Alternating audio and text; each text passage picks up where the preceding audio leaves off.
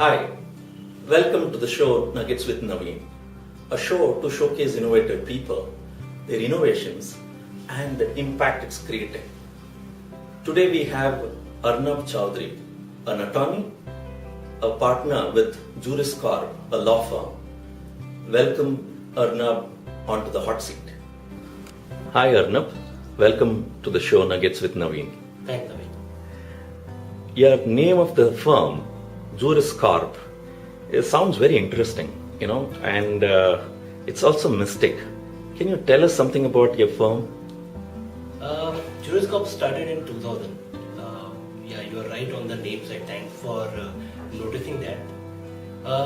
The founders of this firm were pretty clear. They have a very clear vision that they wanted to create an institution, a firm which is known by its own name. And so it started in 2000. So if you see contemporary firms at that point of time, most of them were named after their founders. And our founders were pretty much very clear that they wanted to create it by its own identity. And that's why they have chosen the name Juris Corp. Wow. What does Juris Corp mean? Juris is a Latin term. It means law. And Corp is organization. Okay. An organization which is dedicated toward law. Oh, wonderful. Oh, that's pretty interesting. And first of all, is there scope for innovation in the law field? Because you are supposed to go by the rule book. You are right in that way. I will also add to your question that rule book, where most of them were written in 18th century. So our Contract Act is of 1872 and Penal Code of 1860. Oh. So getting from that means all those acts have tested the time has been applied in today's world also. So you're right. There's a huge scope for innovation in legal industry as well, because the gap being created by the ever-changing world and the law, which is lacking the pace in covering those changes. So there we see lots of innovation happening in the law industry also. Right? Innovation by me, innovation means that using the legal framework today in order to cover the innovation which is happening in the world. And law is very much required for that. If I give you an example, we started in 2000 and we started as a derivatives law firm at that point of time. And even derivative was not considered as something which is related to law. It was something as a financial jargon. And the industry took us, why you are taking in legal industry derivatives. We worked on the international global standard. We worked with the regulator, advised, assisted them in changing law and the requirement of derivatives in India. And thankfully we were able to make difference in the market, and derivatives recognized, and necessary changes in the regulation were made to bring derivatives as a product. So that's the kind of a contribution, and that's the kind of a innovation which legal industry brings to cover innovative products or innovative thinking in the market. Oh, that's fantastic. I think you're saying that law firms can participate in nurturing innovation. Yeah. How do you think it can? And can you give us some examples of how you participated in nurturing innovation? Yeah, means if I would have used the term innovation, I think before startup industry, it would have meant nothing. Startup has coined this term innovation very well, and even for the legal industry. Now today, when we are looking at those startups which are coming with the innovative product, they are coming with the innovative product or innovative processes which can simplify our life. But the challenge which they are facing, that the laws are not there to cover these innovative products. Or at times these products or these innovative processes are seen at the boundary line of law between white and grey, black and grey, where they see it not complying with the law at times. So my personal belief, and also the belief of the firm, is that to create a scenario where a company or an organization which is coming with an innovative product, they also have a responsibility to come up with the industry standard for those innovative products. If I give you an example, it may not be as for a startup industry, like something like Microsoft. When they came up with Microsoft Azure, which is a cloud platform, they also came up with many standards which industry should follow for that, and many agreements and all those things which become an industry trendsetter. You may follow those, you may not follow those, but at least there is some point to start discussion on. In today's world, when we are looking at peer-to-peer lending. It's becoming one of the area where financial inclusion is being made in this world, in India at least. But the issue is that there was no marketing standard. And when regulator came with some kind of a standard, it was not seen as supporting the industry. So my advice to the industry has always been on these innovative products to also work simultaneously on setting up industry standard, and that's helped. In past, as you asked, where we have worked on the innovatives, there's payment system where we have worked. So one of our clients, some year back, when e-wallets and payment system were not known in India as much, they entered into India. They wanted to start this industry with a study they have made into India, and they found that at that point of time, since the internet connectivity was an issue, doing an online transaction has always been a challenge. And as per the study, they found that around 30% of the transactions failed because of bad connectivity. And they wanted to resolve this issue and create a market for themselves since they were entering late into the market. They solved the issue. They had a technology offshore which they brought. The technology was such that it's used to store the data on the card, credit card or a debit card. And when somebody is doing that online transaction, those data which is stored in the server of the company was used to facilitate the transaction.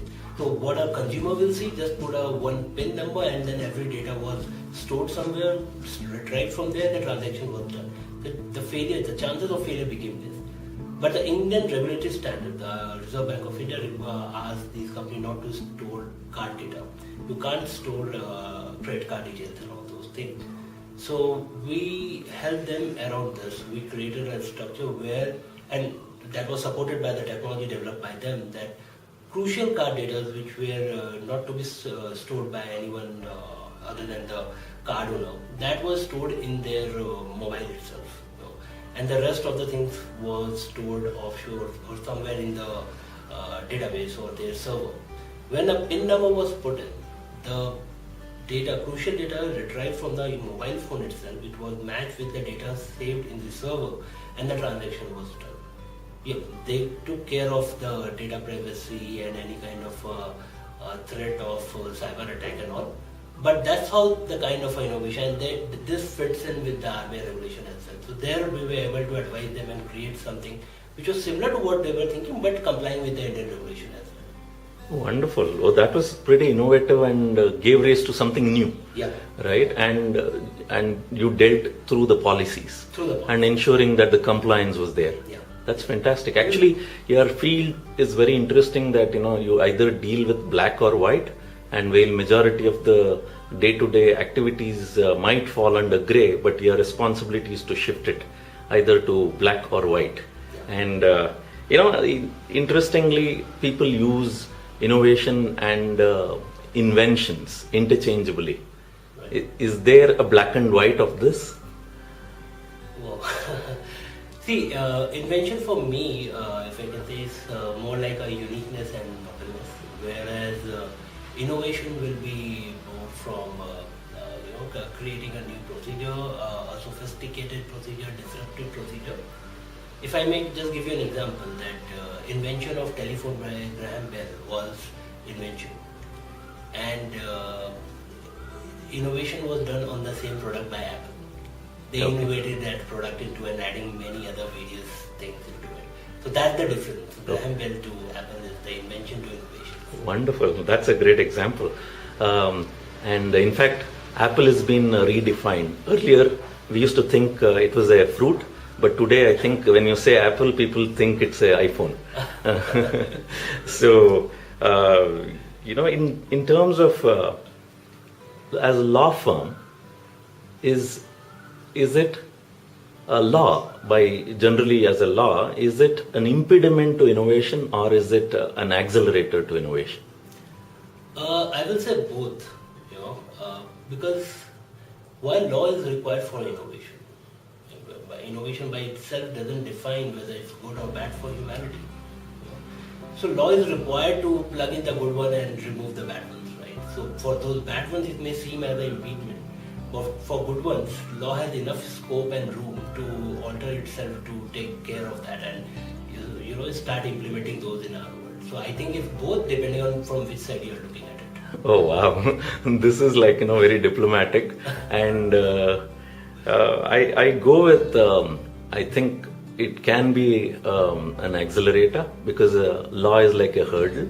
Either it can stop you or take a leap, Yeah. right? Yeah. And as you said, it can work whichever way that we think is useful. Yeah, means Yes. if you see most of the innovations, law has taken care of them. Means maybe law has been developing at a lesser pace, but that's the role where we come up with helping those innovative product to develop something which will be as per the legislature in intention and creating market standards for that. Okay, very nice. Based on your research, which are the industry verticals you see will ride the innovation cycles in the near future and why? I will restrict myself to India for this answer. Okay. And the research and the kind of a reading which we have done, what we understand that there are two things or two factors which will determine innovation for industry-wide. The first factor is the problem faced by the industry, and the second problem is the scalability. The bigger the problem faced by the industry, the bigger will be the innovation, or the more will be the requirement of innovation in that industry. And second is the scalability. Looking at the length and breadth and population of India, you need to have innovation which is applicable, affordable by all of us. If it is affordable by a certain small class of society, it doesn't make an impact in a size of India. So depending on these two factors, I believe the areas where the innovations will be coming in recent times will be first in the financial technology, because the thrust is on financial inclusion. We need to, the government policies are such that they want to spread out to entire India, bring more financial inclusion, bring benefits to the other strata of the society and all. That requires innovation. One of the things taken by Reserve Bank of India, they have started giving license to payment bank. And the main fundamental thinking behind starting a payment bank is to put technology in banking sector. So it's a technology-driven banking system. That's the preamble of it.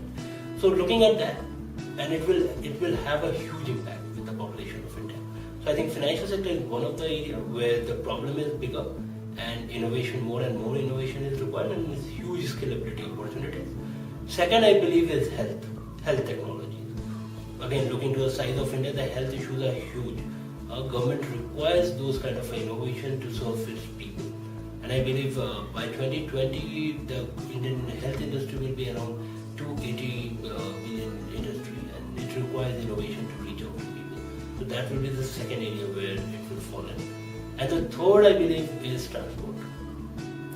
2-3 important points to that. First is the developing, these cities which we have a huge pressure on the transportation. Second is the carbon emission which is required to be reduced. That's the India commitment to the convention.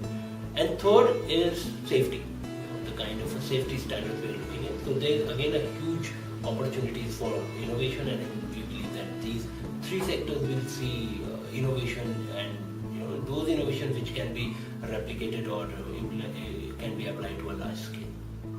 Oh, fantastic. Seems to be a huge opportunity for people who can innovate and create an impact. Right. And when you're talking about, you chose to speak about more for India and the policies and the financial segment that you see that, there's going to be a lot of innovation.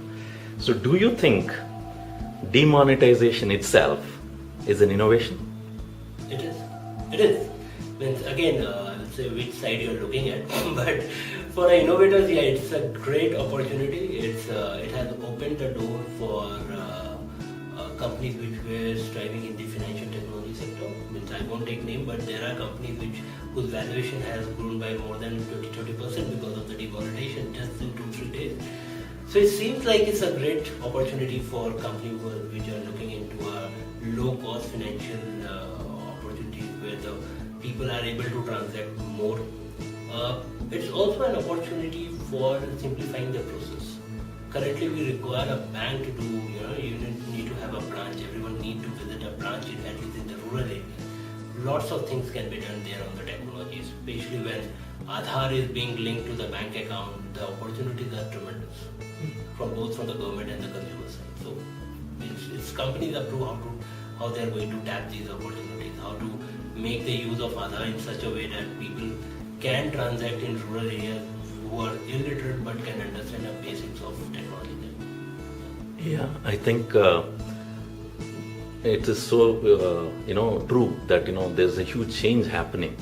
Do you feel that the policy change can give rise to innovation? And if so, can you give some examples? You just mentioned about Aadhaar, you mentioned about demonetization, and this is a policy change. Can it foster innovation?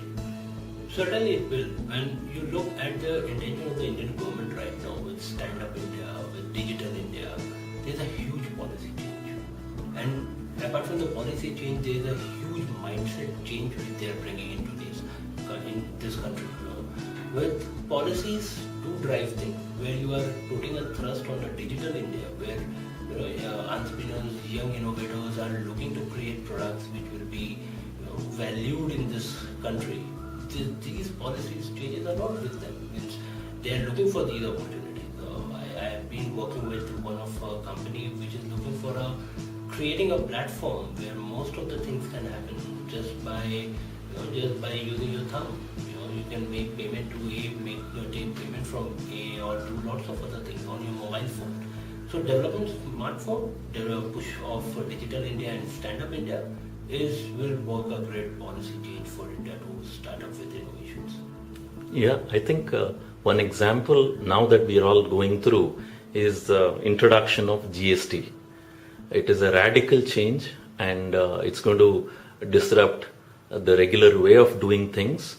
And how do you think law is going to play a role in innovation, in bringing new policy like GST? One of the factors which I have seen that people have spoken about or not have spoken about GST is the technology part of it. If you see, law is one, and the kind of integration which has happened with the technology there. So GST is just not about law. It's also about the platform which they have created to record transaction and to get more and more information. And there is another important concept in GST, which is in relation to startup, where they are asking startup to create platforms or create app which will start working on the invoices of a trader. So if I'm a trader, I have to create sell lots of data now to upload on the GST portal to get my invoice, to get my final return file and all. In that area, government is pushing startup, as well as government still is bringing some kind of an app where a small trader or a big trader, they can put on their invoices, and rest of the calculation, filing, everything can be taken care by itself. So again, it's not only about GST, it's also about the vision which says that GST on the platform system itself. So they don't want any written invoices. Something like your e-bill, where a transport is being done from one state to another state. Now another impact is there that they are looking to create a unique ID number which will be given on the telephone to a truck driver. So truck driver taking any good, if he is asked, he can just show the message which he has received on the mobile, which has a unique ID number. And the person who has asked can see from the unique ID number on the website whose consignment, what GST and everything is there. So GST is a game changer because it's also taking together the technology with itself. So is this going to help in bringing transparency, and is it going to smoothen the operations overall, and would law support it? And which way do you think law can support? It will. Initially there will be a glitch because a new system is being implemented, and there will be some trouble time seen by the traders and all. But in a long run, if you think, it will smoothen the way your normal recording of transaction and all those things been done, and it will provide a transparency, because there is also an interesting factor of rating. Means I am a good law-abiding citizen. I am paying my taxes on time. I will be rated on that ground, and it's bring transparency. It shows that what kind of a company or what kind of organization I am, and anyone would like to associate it with me. If someone is not paying and rated badly, then that seems like there is some problem happening in that company. From a third person perspective, those ratings do mean something to me. So these technology, this GST will allow the kind of innovation they are thinking on not just on your collection of tax, but smoothing the process by which this collection will happen, and also rating the industry or rating the company is quite innovative. This will help the industry a lot. So personally, what gives you a kick in terms of wanting to be associated with innovative initiatives? Personally, if I say first the idea, the idea should be novice, and it should impact a mass, and it should have some kind of a scalability in solving a problem. That's the kind of a thing which really give me a kick, because then I see myself associated with an innovative product which is really making a difference to this world. And I'm not a scientist, but yeah, from the legal law standing point, I get that satisfaction that we have worked on something which has impacted this country in length and breadth. Wow, that's wonderful, Arunabh. Thank you so much for being on the show.